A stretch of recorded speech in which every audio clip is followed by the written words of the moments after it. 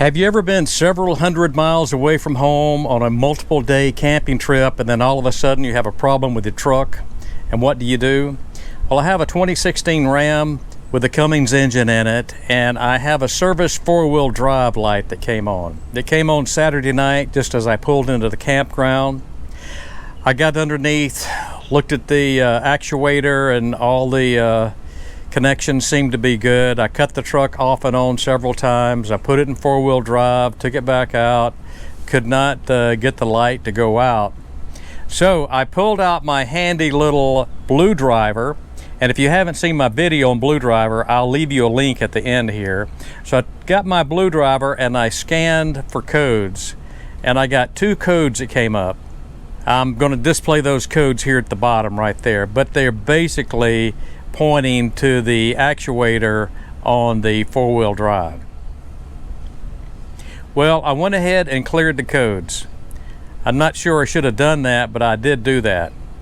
And at the same time, I called the Ram customer care. I have Uconnect in the truck, and I just pushed the button to get the customer care to come up and talk to those folks a little bit. And they're quite helpful, but they can't do any technical troubleshooting. They can ask questions and things like that. And one very interesting question that the young lady asked me was, what color is the light? And the light's yellow. And she says, well, if it's yellow, you can probably go ahead and drive it. If it starts flashing or it turns red, that might be a different situation.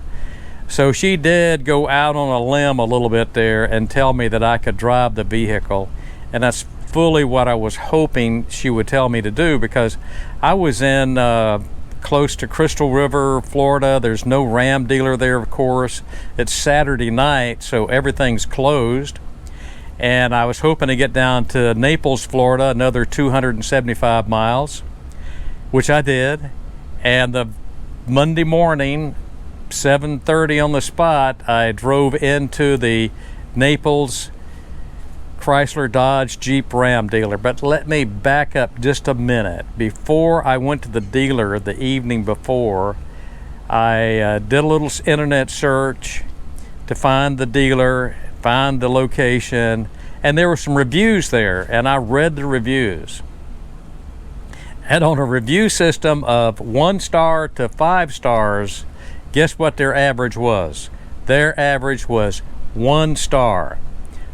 I read 6 reviews, and every one of them were a 1-star review, and it was just terrible that they couldn't get things done. They were very slow, and you know, I was kind of over a barrel. I had nowhere else to go. The only Ram dealer within 100 miles, so I was going. So I pull in there at 7:30 in the morning. There's 3 people there helping me park my truck. There was no other vehicles in line for service. If you've ever been to a service center before, you know that when you pull up, especially in the morning, on a Monday morning, there's going to be other cars there waiting to get service just like you. Well, there was none, not a one there. So they took me inside, a gentleman in there, I guess he's a service writer. He didn't really introduce himself. I showed him the 2 codes that I had, and he looked at them and he says, well, this is nothing we're going to be able to troubleshoot here, at least not today. You'll have to make an appointment, and then we have 24 to 48 hours after your appointment to troubleshoot your situation. Think about that. So I don't know how quickly you could get an appointment, but you're still going to have to wait at least 2 days to get your issue, fixed or at least diagnosed. So I just turned around and walked out. And I got Ram customer care back on the phone, and she was very nice, and she says, well, let me get that service department back on the phone and we'll talk to them, see if we can do something for you. Well, wouldn't you know it, they wouldn't even answer her phone call.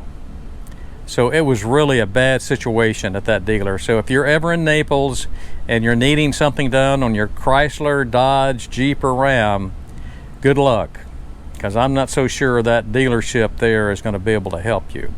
But back on my issue, driving from Crystal River down to Naples, it's almost a 300-mile drive, and my four-wheel drive service light came on 2 or 3 times. It would come on, stay on for 5 or 10 minutes, go off, be clear for a while, come back on, you know, so I don't know, off and on like that. But the drive from Naples on down to Marathon, it did not come on at all. So that's kind of encouraging.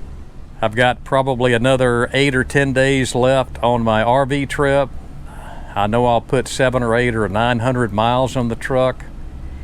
There's no Ram dealer here. There's one in Key West, which is about 45 or 50 miles away, but at this point I've done some internet searches, I've posted on some forums and Facebook groups, and the bottom line is that this does happen. The four-wheel drive service light does come on. Sometimes it means you will get your actuator replaced, sometimes it doesn't, but I will come back and update this video, and even if it's just down in the comments section, to let you know what happened when I do get my truck into service. And that's going to be probably another week to 10 days before I do that. So if you're getting that four-wheel drive service light, you can run, and you're going to get a couple of codes in there, or at least one code, like a C146.